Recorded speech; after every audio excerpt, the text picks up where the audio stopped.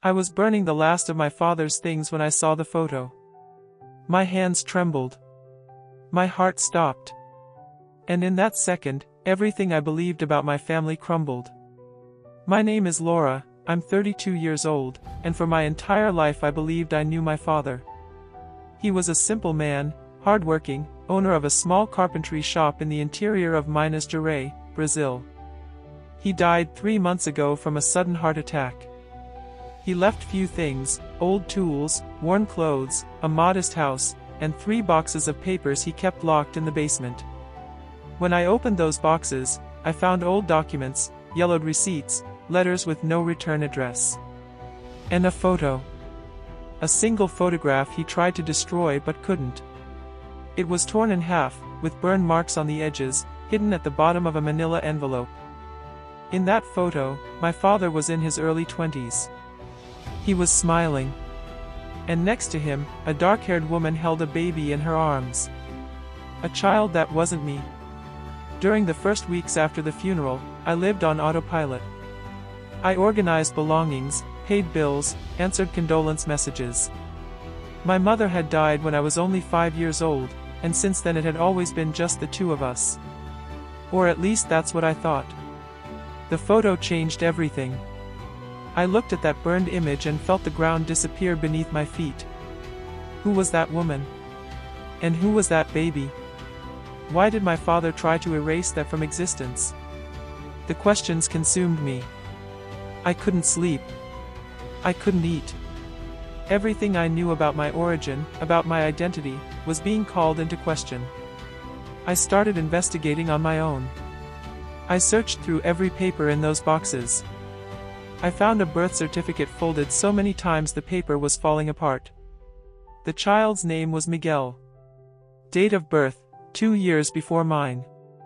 Location, a small town in the interior of Sao Paulo that I'd never heard of. The mother's name was crossed out with black ink. The father's name was blank. But on the back, in shaky, hurried handwriting, someone had written an address.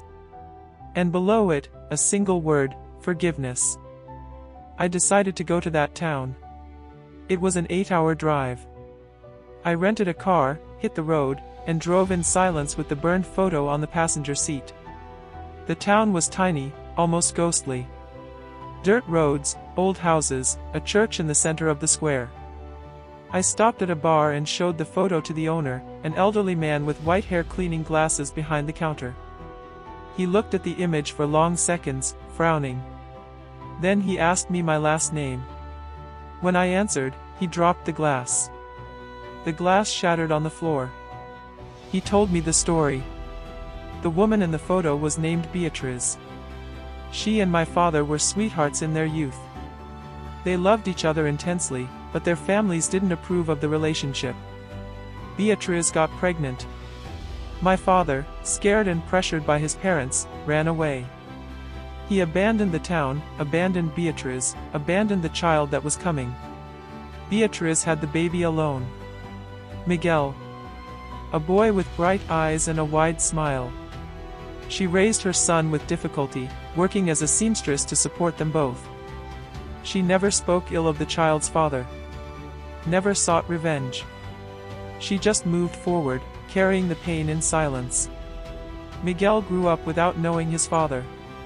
Beatriz got sick when he was 15. Cancer. In the last months of her life, she finally told her son the truth. She told him his father's name, showed him the photo, explained that he had run away out of fear. Miguel was devastated. Not by his father's absence, but by the pain his mother had carried alone for so many years. Beatriz died asking her son not to hold a grudge. To move on with his life. To be happy. But Miguel couldn't move forward. He spent years trying to find his father. He traveled to various cities, followed leads, knocked on doors. He never found him. He gave up at 30, tired, embittered. He built a modest life in the same town where he was born. He got married, had a daughter. He worked as a mechanic. And he died 5 years ago in a car accident. When the bar owner finished telling the story, I cried uncontrollably. My father knew all of this. He knew he had another son. He knew Beatriz had died. He knew Miguel had searched for him. And even so, he never had the courage to go back. Never had the courage to ask for forgiveness. He kept that photo as a secret torment, tried to burn it to erase the guilt, but couldn't destroy it completely. Because deep down, he knew he didn't deserve to forget. The bar owner gave me the address of Miguel's widow. She lived in a simple house on the outskirts of town. I knocked on the door with my heart racing. A middle-aged woman answered, holding a cup of coffee. I explained who I was. She looked at me in silence for long seconds, then started crying. She hugged me tight, as if she were hugging someone she'd been waiting for years. She invited me in. Inside the house, I met my niece. A young woman of 23 named Sophia. She had my father's same eyes. The same broad forehead. The same way of furrowing her brow when thinking. It was like looking into a mirror distorted by time. Sophia showed me photos of Miguel. He was handsome, with an easy smile, hands calloused from hard work. In the family albums, I saw the life he built. Birthdays, barbecues, weddings. An entire life my father lost out of fear. Miguel's widow told me he never got over his father's absence. He carried that wound until the end. In the last years of his life, he said he just wanted a conversation. He just wanted to look into the eyes of the man who abandoned him and ask why. He didn't want money.